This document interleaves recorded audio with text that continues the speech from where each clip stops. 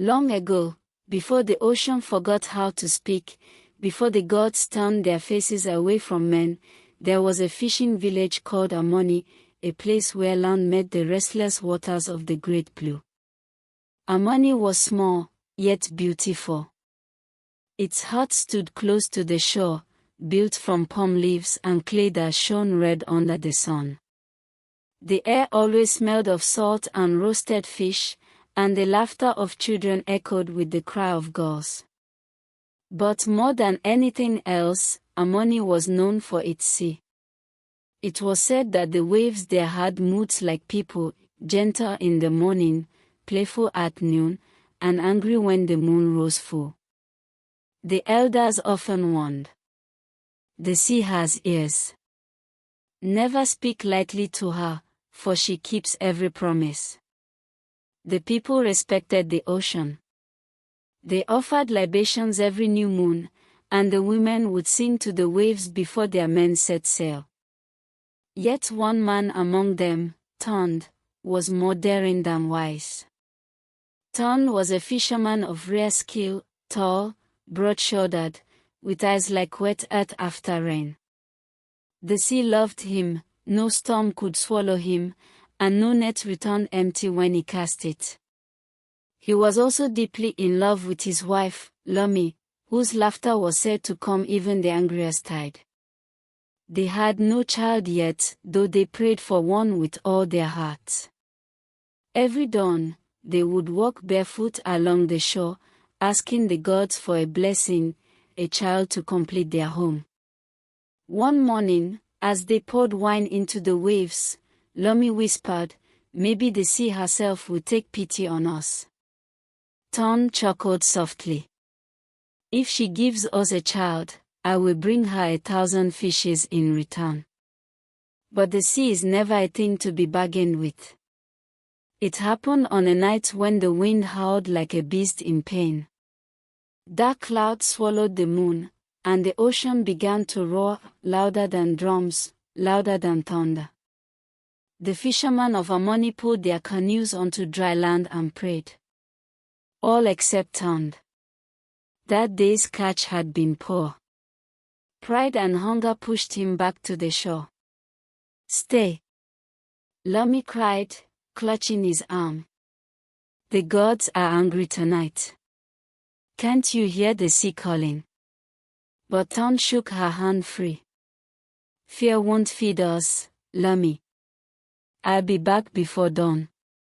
He pushed his canoe into the foaming water and rowed into the black mouth of the storm. The waves rose like mountains.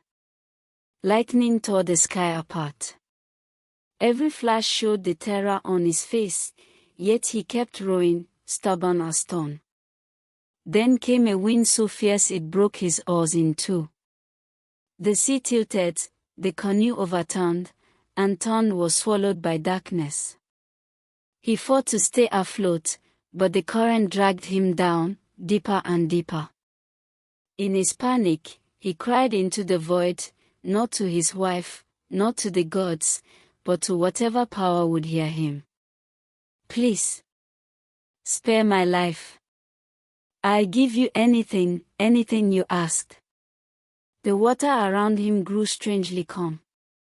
A soft blue light spread beneath him, and through the shimmering depths rose a shape, tall, regal, glowing like the moon through mist. It was the Sea King. His eyes were deep as whirlpools, his skin the color of dark pearl.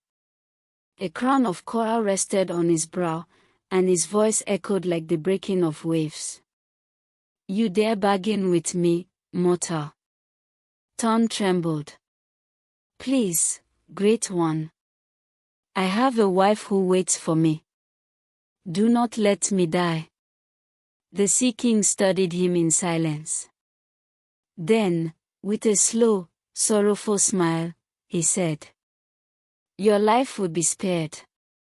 But remember your words, you will give me anything I ask. The next instant, Ton found himself washed ashore, coughing salt water, his canoe broken beside him. The storm had passed. The sun was rising red above the sea. He ran home in tears, fell into Lomi's arms, and swore never to sail again on a cursed night. He did not speak of what he had seen beneath the water. But the sea remembers every promise. Months passed. Then one dawn, the midwife's cries filled Amoni. Lomi, long barren, had given birth to a girl as beautiful as dawnlight. Her skin glowed faintly gold, and when she cried, the sound was soft and musical, like the humming of shells. They named her Odono, meaning the earth's daughter. The whole village came to see her, bringing gifts of cowries and coral beads. The elders murmured blessings, but one old woman, Mama Ife, the village seer, looked uneasy. She took the baby's tiny hand, frowned, and whispered to Tond. "The sea has touched this child." Tond's heart skipped. "What do you mean?" Mama Ife's eyes glinted like whetstone. "The sea does not bless without reason. I smell a promise here, a promise that must one day be paid." Tond forced a smile. "She's only a baby, Mama. The sea blesses all who live by her." But deep inside, fear coiled like a serpent. Odono grew like sunlight, bright, warm, and full of wonder. She loved the ocean more than anything. While other children built sand huts, she would wade into the shallows, her feet splashing, her laughter dancing over the waves. Sometimes she would sit alone at the edge of the water, humming to the sea as if listening to a song no one else could hear. And strangely, the waves would answer, rising and falling in gentle rhythm, as though greeting her. Lomi often watched with pride, though sometimes unease darkened her eyes. "Tond," she would whisper, "she belongs more to the sea than to us." And Tond, remembering the night of the storm, would only nod and say, "Then we will love her fiercely while we can." The years rolled on like waves. Odono grew into a young woman, graceful, kind, with eyes that seemed to hold both sunlight and sorrow. Men came from far and near to ask for her hand, but she refused them all. "I cannot marry," she would say, her gaze drifting toward the horizon. "There is someone who calls me, though I do not know his name." Then one evening, when the moon rose full and silver, the sea grew restless again. Waves crashed against the shore though there was no wind. Fishermen's nets tore for no reason. Boats broke their ropes and drifted away. The elders gathered and muttered, "The sea king is angry."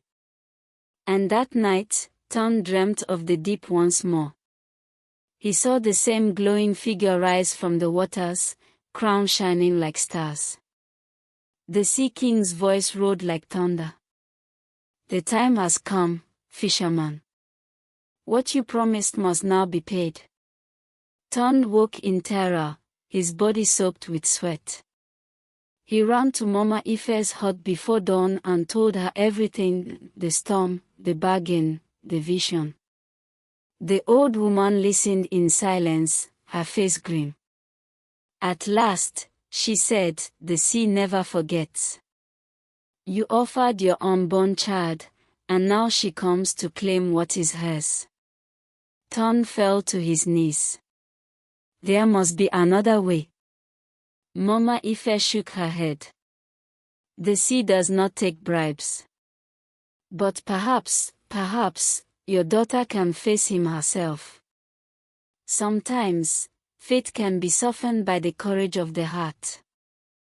That evening, Odono stood on the shore, her white wrapper fluttering in the wind. The waves seemed alive, glowing faintly blue under the moonlight. She heard a voice then, soft but commanding, rising from the deep. Odona, come to me.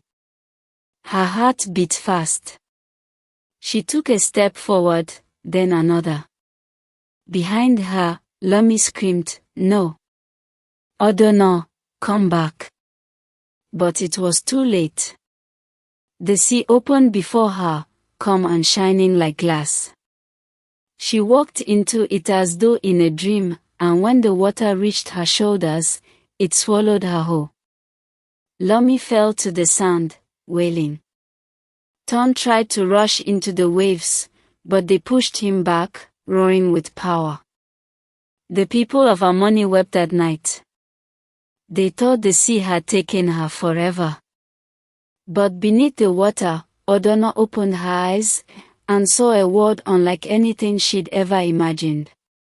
When Odona opened her eyes, she was no longer in the world of men. All around her was light, soft and shimmering, as though she floated inside a dream made of glass. The water did not choke her, she breathed easily, her body moving as if she had always belonged there. She looked down and saw that her white wrapper now shone like silver silk, flowing around her like mist. Small glowing fish darted past her fingers, leaving trails of blue sparkles. Strange flowers bloomed from rocks, and tall seaweed swayed like dancers in an unseen breeze.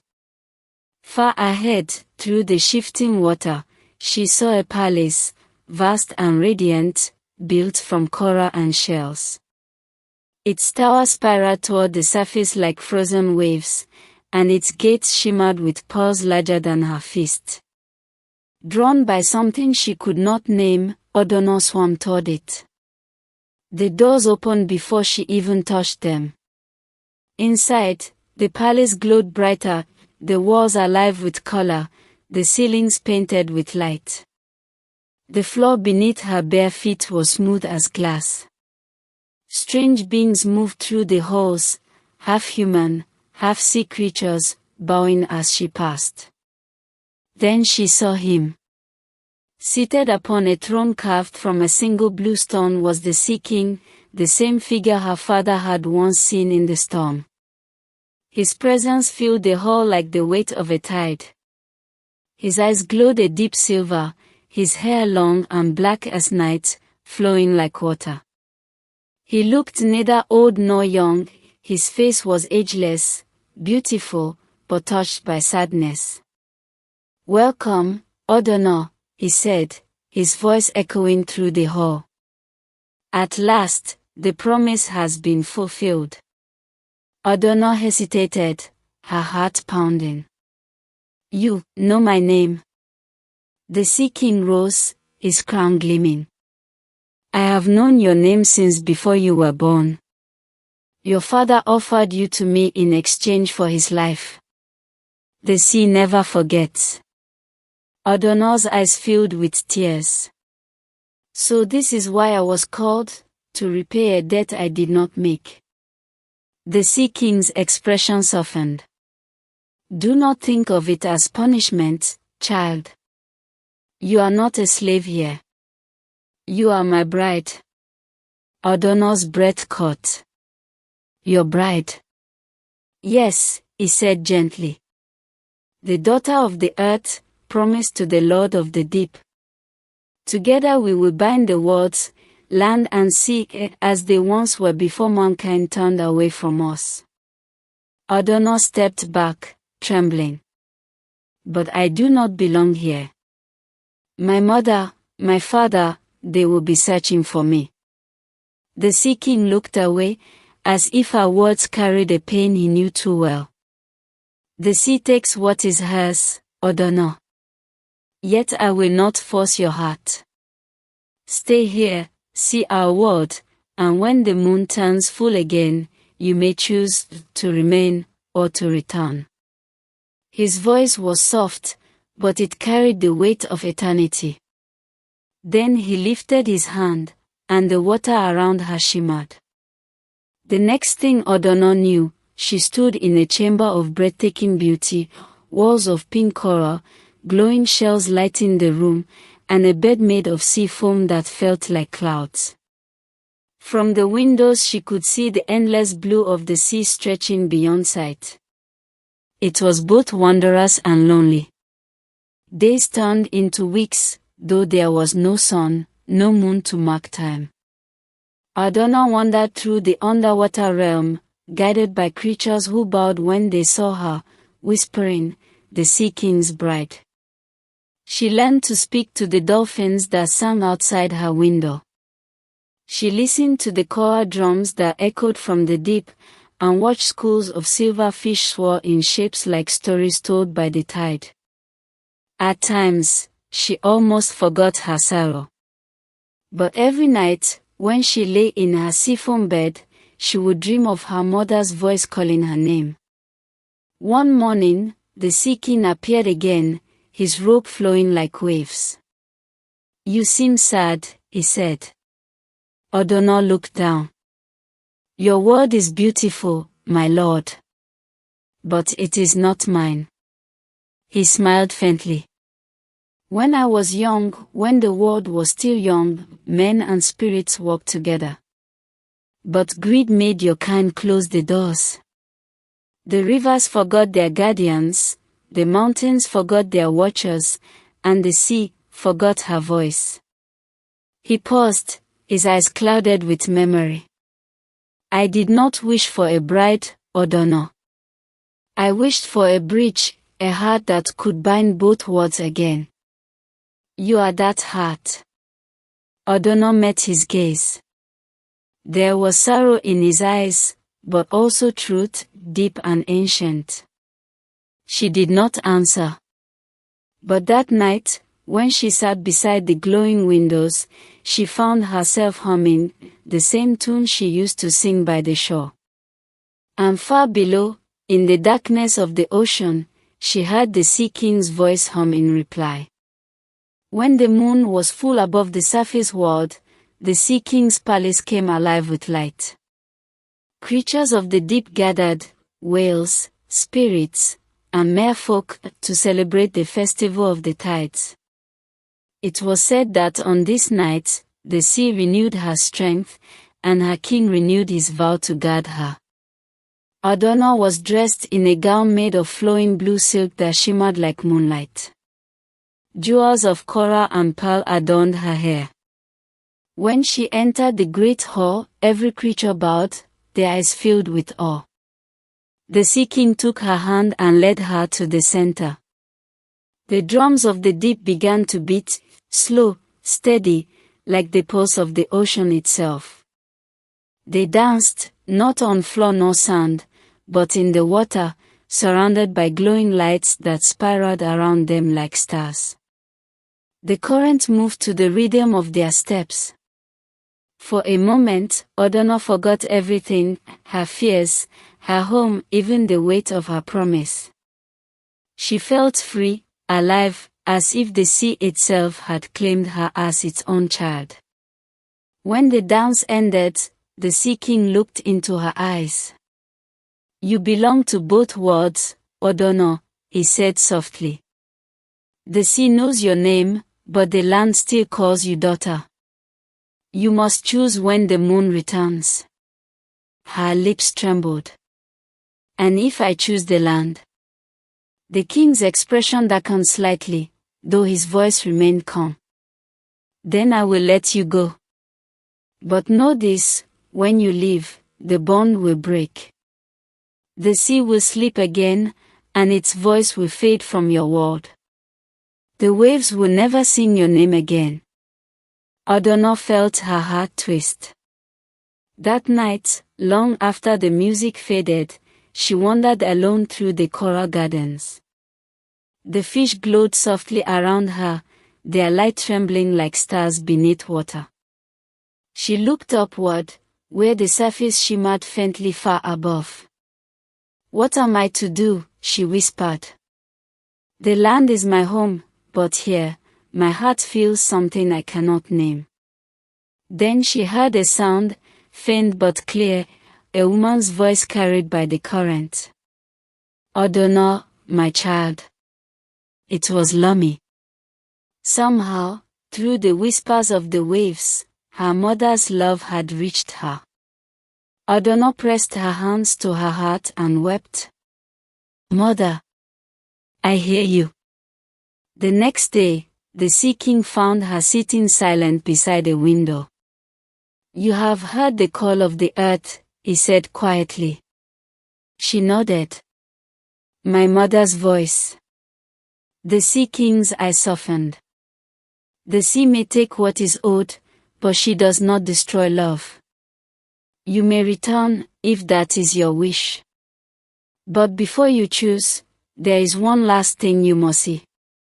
He extended his hand. "Come." They swam downward, past glowing cliffs and shadowed canyons. The water grew darker, colder, heavier. Strange lights flickered from the abyss below. At last they came to a place where the ocean floor split open, a great crack glowing red like a wound. From within, light pulsed, steady and slow, like the heartbeat of the world. "This," said the Sea King, "is the heart of the deep. It keeps the balance between our worlds. When the land turns greedy, when men pollute the waters and take more than they give, this heart weakens. That is why the storms rage, why the sea cries out." He looked at her, sorrow flickering in his silver eyes. "I cannot hold the sea together alone. That is why I needed you, a daughter of earth who can remind them that the ocean breathes." Odona reached out, her hand hovering over the glowing light. "It's alive." "Yes," he said. "And it knows your name." When her fingertips touched the light, warmth surged through her, images flooding her mind. She saw her village, her mother praying by the shore, her father growing old with guilt. She saw rivers, forests, children playing in clean water. Then she saw the future, the sea darkening, the fish dying, the waves turning black. She pulled her hand back, gasping. "It's dying." The Sea King nodded. "Unless the bond between land and sea is restored." Tears filled Odono's eyes. "And I am that bond."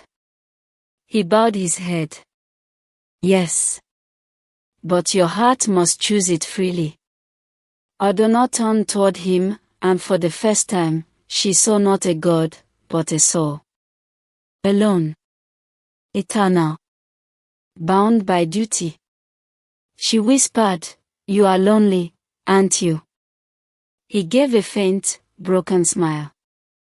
"The sea keeps me, but she never embraces me. Even kings can drown in solitude." Odona reached out and took his hand. "Then let me see your world, all of it, before I decide." And so, he showed her. They swam through forests of coral where turtles slept under glowing leaves. They passed schools of fish that formed shapes of birds and hearts. They visited wrecks of forgotten ships where time stood still. Everywhere they went, the sea seemed to soften, as if it too was listening. When they returned to the palace, the Sea King said, "Tomorrow, the moon will rise full again. You must decide then." Odona nodded, her heart heavy as stone. The sea was calm that morning. A strange stillness rested over the water, as if the ocean itself was holding its breath.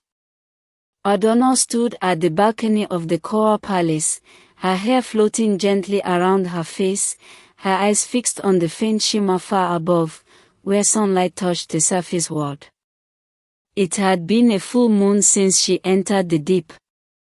Now, the time had come to choose. Behind her, soft footsteps echoed.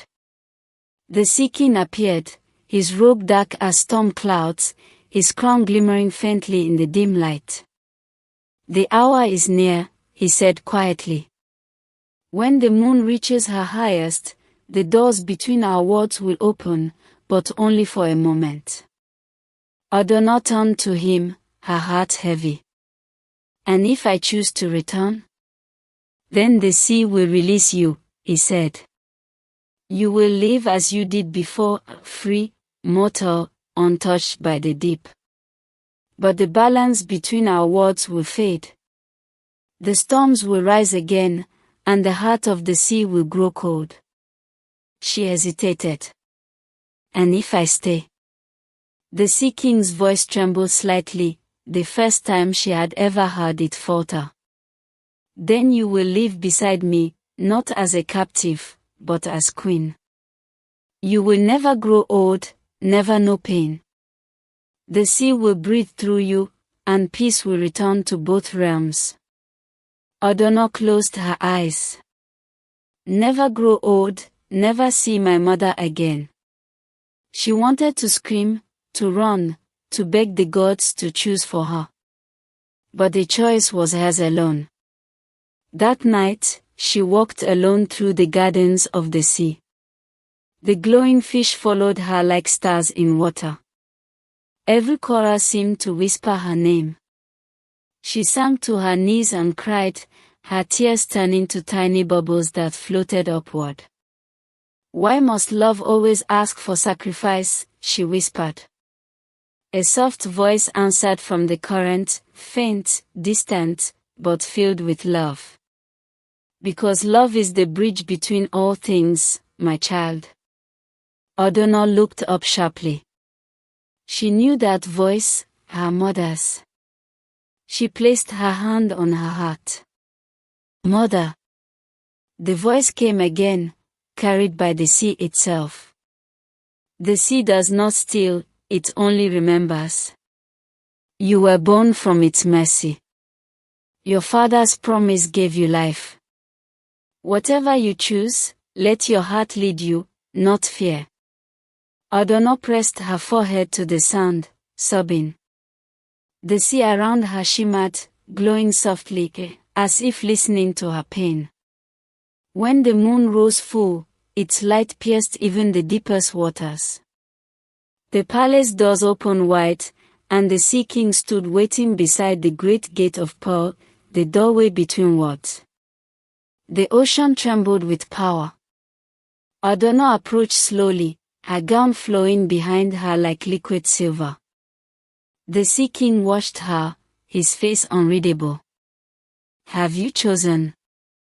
Adonna's voice was calm, but her eyes shone with tears. Yes. She took a step forward and touched his hand. When I was a child, I thought the sea was endless, wild, cruel, and hungry. But I was wrong. The sea is alive. It feels, it remembers, it loves. You showed me that. He looked at her, silent. But my heart, she continued, belongs to both worlds. I cannot abandon the land that bore me, nor can I forget the sea that called me. So I will not stay, and I will not leave. The Sea King frowned slightly. What do you mean? Adonna lifted her hand toward the faint light of the surface above. I will bind the words, as you wished, but in my own way. Before he could stop her, she stepped toward the heart of the deep, the glowing chasm they had visited before. The light within it poured softly, as if waiting. The Sea King's eyes widened. Adonna. Stop, you don't know what that would do. But she smiled, tears falling like pearls. You said the heart is dying. Let mine heal it. Then, without hesitation, she placed both hands on the heart. Light exploded through the ocean, blinding, pure, and endless. The water trembled, and every creature of the deep lifted its voice in awe. The seaweed bent as if in worship. The coral glowed brighter than the stars above. Adonna's body shone with golden light, her hair floating like a halo. Her heartbeat merged with the rhythm of the sea. The Sea King reached for her, but a wall of light held him back. "O'Donnell," he cried, his voice breaking. She turned to him one last time, smiling through her tears. "Tell my parents, the sea kept its promise." Then her form dissolved, not into death, but into light. Her essence spread through the water, weaving into every current, every drop, every wave. The heart of the deep glowed brighter and brighter, until the whole ocean shimmered with new life. The Sea King fell to his knees, his hands trembling. "You foolish, brave child." And then, for the first time in centuries, he wept. Far above, in the village of Harmony, the sea turned calm. The waves that had once raged grew soft, brushing the shore like a mother's hand. Fishermen who had stayed away returned to the water, and their nets came back full. Lumi, now older, sat by the beach every morning, her eyes fixed on the horizon. One day, as she prayed, she saw something glittering in the surf. She rose slowly and walked to the edge of the tide. There, half buried in the sand, was a seashell, shaped like a small heart, glowing faintly gold. When she lifted it to her ear, she heard a familiar voice, soft, gentle, like a lullaby carried by waves. "Mother, I am the sea now. I am everywhere you find peace." Tears rolled down Lumi's face. She pressed the shell to her chest and whispered, "My O'Donnell." From that day, the people of Harmony said that when the sea was calm and the water shimmered gold at sunset, it was O'Donnell watching over them. The storms no longer came. The fish returned. Children played by the shore without fear. And every full moon, the waves would rise in soft rhythm, as if dancing to a song only the sea could hear. In the deep places of the ocean, where no sunlight ever reaches, the Sea King still sits upon his throne.